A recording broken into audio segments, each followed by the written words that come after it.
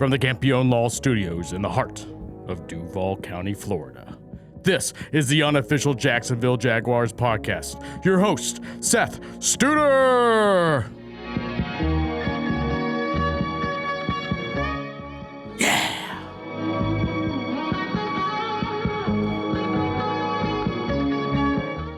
So good. So crispy. Woo!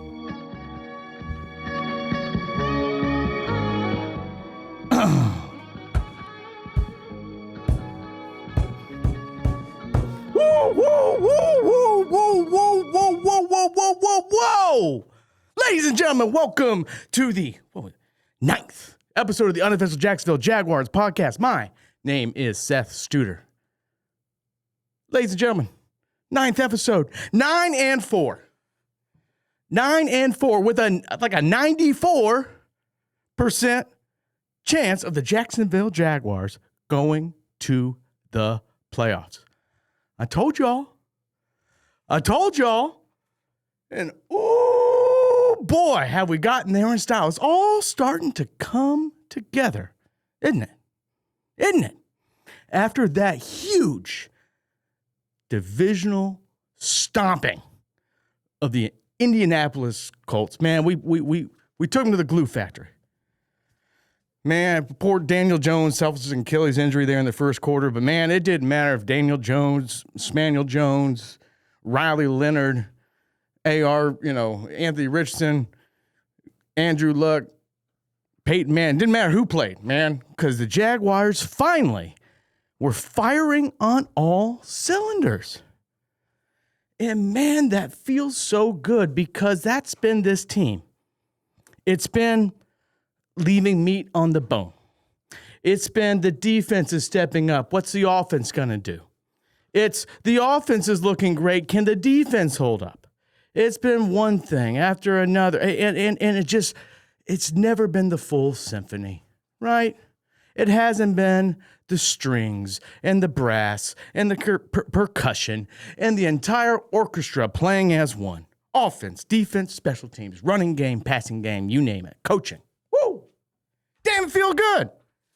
36-19 over the Colts at home.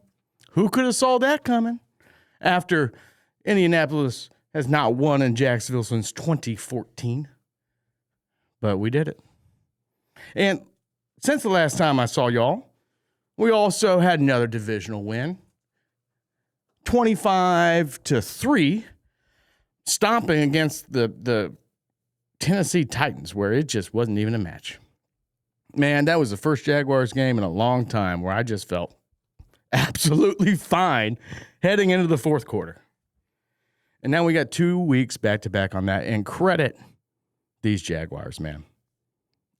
Because, and before we go any further, I'd like to, shout out Campione Law, sponsoring this podcast here. Bad things happen to good people all the time. Motor vehicle accident, something. If you're hurt and you didn't ask for it, give us a call. We'd be happy to help you out. So what do I, like Ricky Bobby, what do I do with my hands? Right? We're 9 and 4 after being 4 and 13 last year. I predicted 11 and 6. Fred Taylor came on and said 12 and 5. I thought that was crazy. But man, 11 and 6 is looking likely. 12 and 5 is looking like a possibility. Is 13 and 4 in the cards? Is a 1 seed for the AFC in the cards? We'll find out because this team is playing at an exceptional level at the right time as we enter winter, right? So we're just going to go over a couple things, and I'm going to do this one solo. No guests, no frills. We're just going to make it nice, clean, and easy. And let's kind of talk about how we got here and what to look forward to as we round out this season and hopefully make some noise in the playoffs, right? So, but first, big shout out.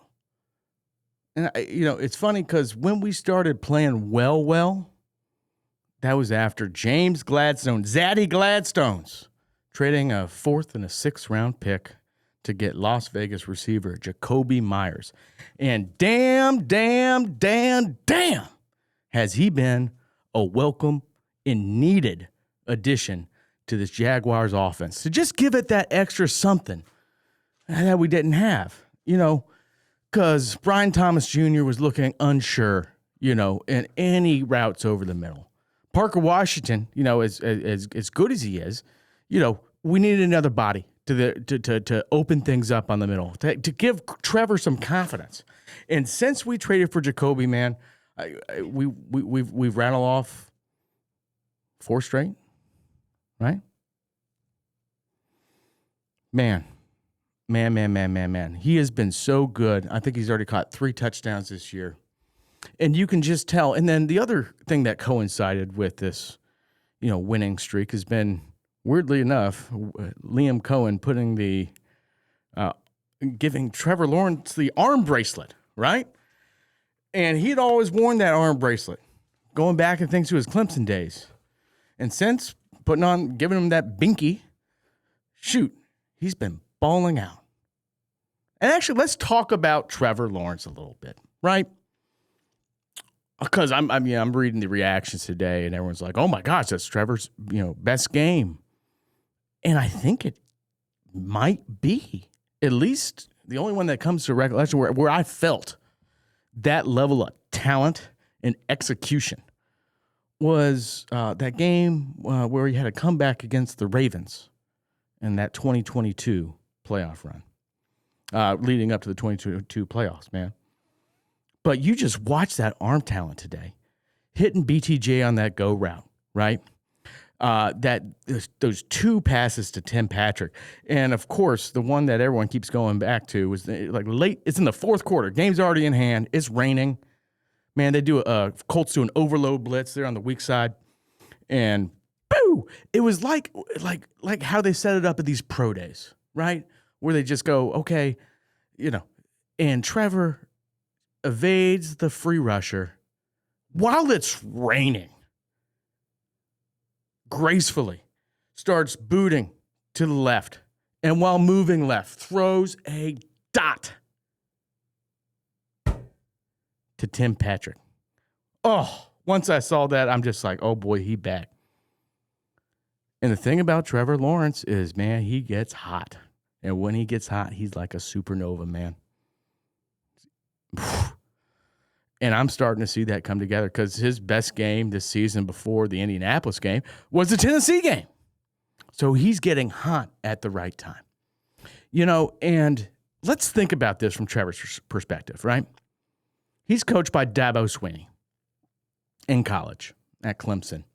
Very, very simple offense. Swinney's actually been criticized for building up his players to be NFL ready kind of since Trevor was drafted.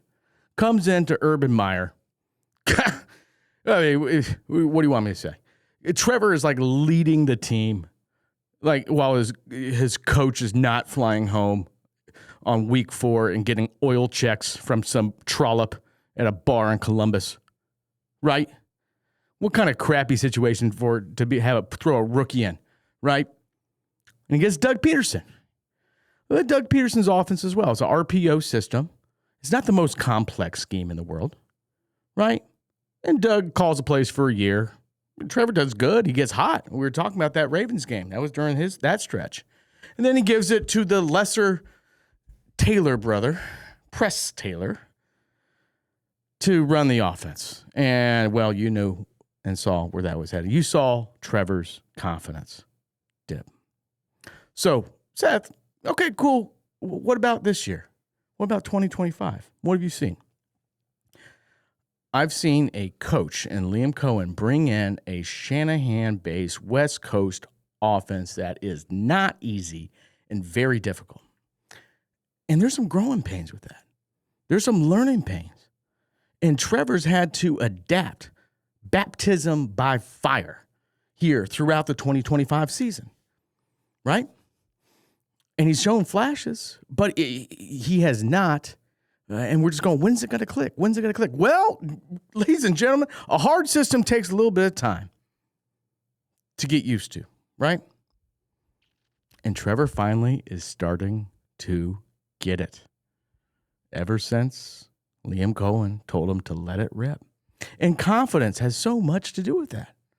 So earlier this year, we've been talking about Brian Thomas Jr.'s drops, Parker Washington's drops, De'Ami Brown's drops, right? And as a quarterback who has never been in this system before, how tough is it to operate when your receivers are dropping every, eighth pass? Just an insane drop rate. And so, credit to the front office getting in Jakobi Meyers. Even when Travis Hunter went down. We're doing this without Travis Hunter, by the way, who could be our lockdown cornerback 1 and our wide receiver 2. We're doing this without him. We're playing our best ball without him, right? And so just having Jakobi Meyers catch some passes, having Britton Strange back, catching some passes. What did we see Brian Thomas do? Man, running on those outside routes, catching 3 deepies, deep balls, explosive plays. Finally, it's all starting to come together. And it feels good because the running attack has still been as good, right? Travis Etienne gutting out tough yards. The offensive line allowing no sacks in the last 2 games. This offensive line's been a little schizophrenic at times, but Walker Little has been out. Cole Van Lanen, I think, has come in as left tackle. They've been playing better. Finally, it's all starting to come together. And you mix that with this defense, right? A defense with Jordan Lewis, one of the best nickel backs playing right now. Not that shitty Canadian band, right? Eric Murray coming back this week, forcing a fumble there on Jonathan Taylor. Critical fumble. And finally, Devin Lloyd. Man, that boy's got to get paid a whole lot of dollars in this offseason, and he deserves every one of it. Another interception where he's looking like he's going to blitz, drops back, picks off Daniel Jones pre-Achilles injury on the first defensive snap of the ball game. And so with Anthony Campanile's system, we've been praising it. We've been criticizing it this year. And finally, they're starting to kind of level out too, right? Josh Hines Allen's been playing out of his mind. He's been playing cuckoo for Cocoa Puffs lately, right? Getting a sack every game and pressures. I mean, just every single snap, right? Finally, we've got Trayvon Walker back in. Eric Armstead eating up the middle. We could use a little bit more interior pass rush, but man, I can't be greedy, right? And on the back end, Jordan Lewis, Eric Murray, you felt their presence. Greg Newsome, who we acquired in that trade for Tyson Campbell, cornerback for cornerback swap. Man, he showed up, got an interception here yesterday against the Colts. And so finally, and then, our second level with Devin Lloyd and Aluakun. Oh boy. They're playing like a top 10 defensive unit. So I think in the last 4 games or something, I think the Jaguars have either the third or fourth, most points per game in the NFL.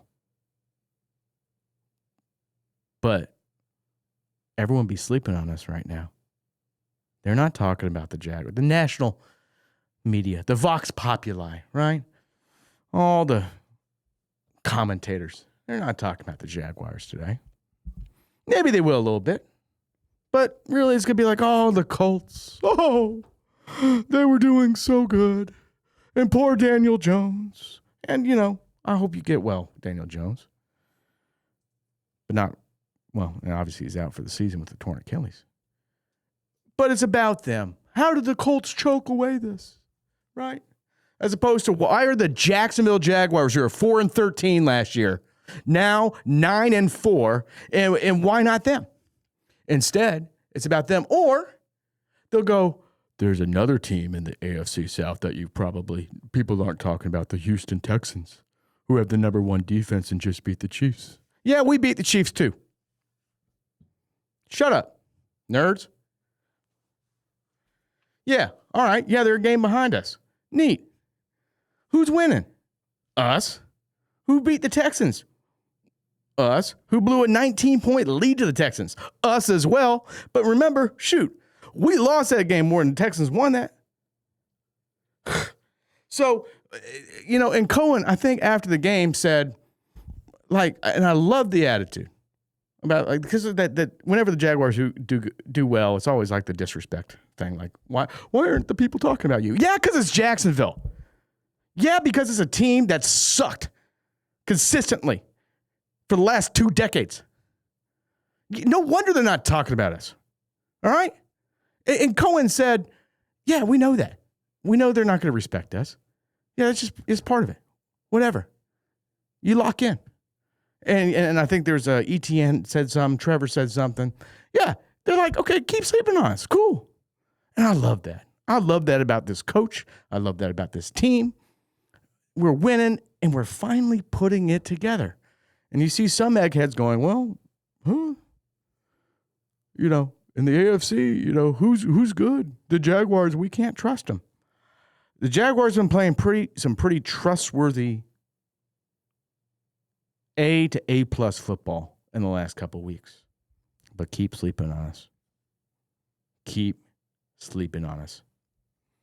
So let's revisit the season, right? Let's go back from week 1 to present. Week 1, blowout Carolina. Currently has a winning record. Currently is in the NFC playoffs. Week 2, we lose ugly, close loss to the Bengals, where Jake Browning came in and did his Jake Browning thing against us. Week 3, beat the Texans. I already talked about that. Week 4, we win at the 49ers, who everyone is penciling as a top 10 team, right? We beat the Chiefs, Monday Night Football. How could the Jaguars have won that? Trevor fell down. And he got up. Just fluky play, fluky game. Yeah, but who got more points? We did. Are you seeing a theme here where, it must be about the 49ers. It must be about the Chiefs. It must be about, the Jaguars beat the Chargers, but they didn't have their offensive tackle. The Jaguars, they beat the Chargers 35-6, but Justin Herbert is one of the best, right? And then the Colts. Well, Jalen Jones got hurt. They were on the downswing anyways. Whatever. Who cares? Suck it. We're 9-4. We got a 94% chance of making the playoffs, right? And have we had a couple of close ones? Right? Yes. Against the Raiders. Not a great game. Against the Arizona Cardinals in overtime, who is, I think, a very good team. I really think the Cardinals are like the best bad team in the NFL, right? Has it been pretty? No. But is it getting prettier? Ooh, baby, it is. So what do we have next? Right? Jaguars are currently sitting on top of the AFC South. I think Albert Breer of Sports Illustrated completely forgot to mention the Jaguars, like they didn't exist, talking about the AFC South, right? And who controls the destiny? Yeah, we do. We control our own destiny when it comes to winning that division, baby. Getting a home game in Duval County. Getting 2 home games in Duval County. Shit, why not 3? Right? Because, like we talked about, the end of the season is a pretty easy schedule. We host the Jets this weekend. Jets have won 3 games. Jaguars take care of business. They go out to Mile High Stadium to play the Broncos. And the Broncos, even though they're currently I think either number 1 or number 2, it's either number New England at the moment. The Broncos have played every team close almost all season. I think the Jaguars are a better team than the Broncos. And I think they have a real shot at winning. I can't guarantee they're going to win, but I think they have a real good shot at winning. Then the Jaguars go to Indianapolis to play the Colts, now led by Riley Leonard. Now, shout out to Mr. Leonard, either 5th or 6th round draft pick, quarterback, rookie out of Notre Dame. When he came in there, I thought he actually played pretty good there instead for Daniel Jones. I thought he actually played all right. All right. And so the Colts, but man, I'll tell you what, winning that game in Indianapolis after what we just saw them at Jacksonville, I would say the Jaguars should win that game more often than not easily. Right? And then finally home for Tennessee, who are going to go likely be picking back-to-back number 1 draft picks in the NFL. That's it. Jets, Broncos, Colts, Titans. You win all 4, you're 13-4. You go 3-1, you're 12-5. Did any of y'all dream of that at the beginning of the season? Yeah, you maybe dreamed about it, but you didn't predict it. So, why not us? Why not now? Because right now it's Duval versus all y'all. Okay? Just is. We don't need your respect. We don't need your faux criticism. Oh, Trevor had a good game. No, he's playing pretty effing good right now. What we need is we need to lock in. We need to lock in and get the best seed that we can to go into these playoffs.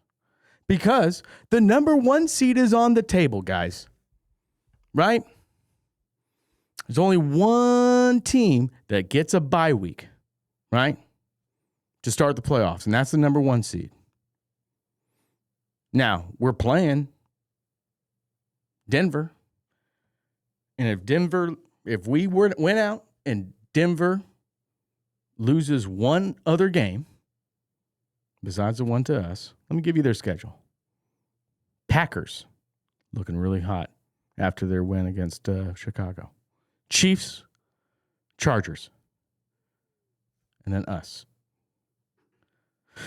They go 2-2 over that and win the game to, obviously we win the head-to-head. All right. We're the number 2 seed. Patriots. Drake May. Gosh, that team, what a wild season. If they lose 2 of their 4 remaining, we will also top them. Their remaining ones next week, Bills, Ravens, who are going to be very hungry. Jets, we play the Jets as well. And the Dolphins, who've been weirdly frisky at times. I think that it is conceivable that if the Jags win out, we get the 1 seed. Actually, I would call it likely. So take care of business. Keep playing.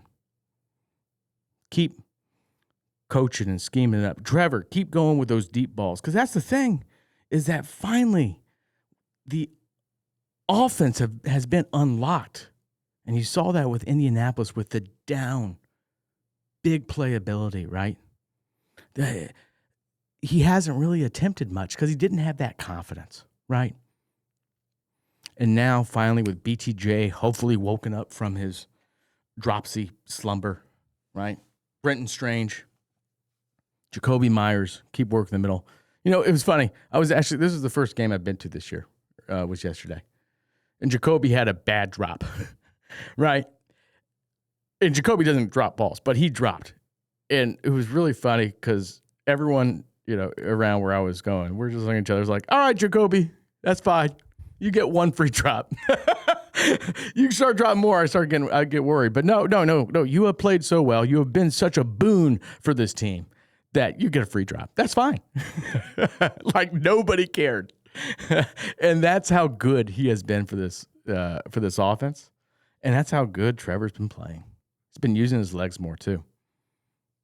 You saw, he's gutting out these runs to convert and move the sticks. So offense, I think it's all coming together. Defense, I think it's been together, but finally we're able to on the back end get healthier. It's been another thing, right? Jaguars are getting healthy at the right time. Jordan Lewis comes back. Eric Murray comes back. Trayvon Walker comes back on the defensive side. Offensive Britton Strange, right? Coming back. BTJ coming back. And shoot, Parker Washington missed this last game. Probably one of our most dynamic offensive players. He'll be back here soon. All without two-way phenom, Travis Hunter, who was looking real good before he had that season-ending LCL surgery. Why not us? Why not now? Why not Super Bowl? Why not 1 seed? I don't see any other teams more deserving. Because the story of the season makes sense, right? New coach, new scheme, quarterback who's never had a West Coast offense, takes time, has talent out the wazoo, and learns the playbook, learns the scheme. Players get brought in, traded for. As a unit, right, the offensive line comes together. And we start beating that ass, right? We start whooping up on Tennessee and whooping up on Indy. So 9-4, 94%, right? Damn, it feels good to be a Jacksonville Jaguar fan. And all these Trevor, obviously it's a great day for us Trevor truthers, right? Trevor believers. But let me leave you with one thing, right? Jaguars have 9 wins now. Let me think about this. I think since 2000, we've had what? 1, 2, 3, 4, 5, now 6 winning records, winning seasons, right? We've had 6 since the dawn of the millennium. Trevor Lawrence is the quarterback for 3 of those, half of those. What? He wins, man. And he is playing great at the right time. So, this weekend, take care of business against the Jets. Next weekend, see if you can steal one at Mile High. And then the closing push with 2 more divisional games. Ladies and gentlemen, why not us? Why not now? Because you know and I know it's Duval versus all y'all. All right? We'll be back just a minute for the Claws of History. Ladies and gentlemen, welcome back to the unofficial Jacksonville Jaguars podcast. Once again, we'd like to thank Christopher Campione and Campione Law, my employer, for helping me put on this show for you guys here, right? When bad things happen to good people, car accident, slip and falls. Again, you're hurt and you didn't ask for it. Give us a shout. We'd be happy to help. Ladies and gentlemen, for our ninth installment for the Claws of History, where we look back at the past and see what the Jaguars need to think about as they go into the future. On this week's segment of the Claws of History, December 1944, the Battle of the Bulge.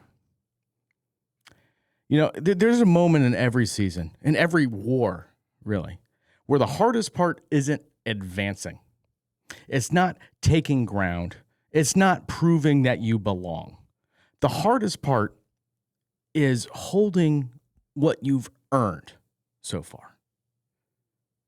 The Jaguars have a 94% chance to make the playoffs, and we got to hold on to it, right? In the winter of 1944, the Allied forces have already pushed the German forces in the Third Reich to the brink. The war wasn't over, but the path to victory was clear. It was almost inevitable. The Allies had the numbers, the momentum, the logistics, the position. They've done the work. They had to fight uphill and bleed, through every mile. But victory was in front of them. Playoffs are in front of the Jaguars. And so, but then came December, like we're in right now. And the Third Reich did a surprise counteroffensive, massive, desperate, violent, which tore into the Allied line in the Ardennes forest. Tanks burst through the fog and the snow, artillery hammered from angles that no one saw coming. And this was a make-or-break moment for the Allies, right? That moment was not about heroism. It wasn't about conquest. It was about stability, discipline, and refusing to fracture when the pressure spiked.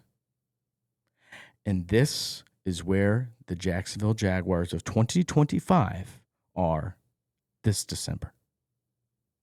At 9-4, we have earned the high ground. We have fought through adversity. We've had overtime wins. And now we have the playoff probability that it is almost certain that we are going to go. But we ain't there yet. We control our fate, as they like to say, to win the AFC South. But here comes December. Cold, unclear, slippery. We got 4 games. Jets, Broncos, Colts, Titans. Each dangerous in their own way. This is the modern day Ardennes, right? Where a stretch where the terrain is deceptive, right? Where you have trap games. Where you're high on your own supply and think you're all great and mighty. It's where the opponent's strength isn't the opponent, it's the moment, right? Can the Jaguars do what needs to be done and take care of business? And every team in this league is waiting for you to break, waiting for you to make a mistake so they can pounce and deliver you a loss that you weren't expecting. At this time, when the Germans did the counteroffensive, Battle of the Bulge, General Dwight Eisenhower didn't call for a retreat. He didn't panic. He didn't scream or posture. He didn't redesign the entire war plan out of fear. Instead, he actually did something I would say is more difficult. He held the center. He trusted the structure he'd already built. He trusted the discipline of the men on the warfield, right? And he believed that what they earned wasn't fragile, but it could become fragile if they panicked. That's what Liam Cohen's task is, right? It's not to overhaul the Jaguars. It's not to reinvent them in December. It's to hold the center, to steady the operation, to keep the team aligned and prevent a moment of collapse, right? Because we've seen what they can do. And this is the truth that history teaches us. The Allies didn't win the Battle of the Bulge by overwhelming the enemy. They won because they refused to let the enemy overwhelm the moment. The Jaguars sit in the same balance point now. They don't need miracles. They don't need theatrics. They don't need an identity change. They simply need to not break. They need to handle business against the Jets. They need to stand tall at mile high in Denver's altitude. They need to walk into Indianapolis knowing that the Colts' season is in chaos. And they need to finish the Titans without hesitation. Because right now, we're in if we hold. And how far we can go is riding on these last games because the 1 seed is a possibility. The 2 seed is a possibility if the teams in front of them stumble. So, December comes and asks the same question to the Jaguars that the Ardennes and the counteroffensive asked the Allied forces. Can you hold? Because if the Jaguars can, they stay disciplined, stay poised, stay cold-blooded in the coldest month, then the road ahead doesn't just lead to the postseason, but it sets them up for glory. We fought, and this team has fought uphill long enough. Now, and we made it. We did it. But now we must fight in place. We got to hold. This is December, and this is where the Jacksonville Jaguars decide what they're made of. Ladies and gentlemen, that does it for this episode of the Unofficial Jacksonville Jaguars podcast. Remember, buy UM, uninsured motorist coverage. There's a lot of drivers out there driving on bad insurance. And bad drivers on bad insurance can cause bad accidents that happen to you. So what's going to be there to protect you if you get in an accident and hit by one of these guys with bad insurance, right? Buy UM. That's it for me, Seth Studer. See you here in 2 weeks, and go Jags.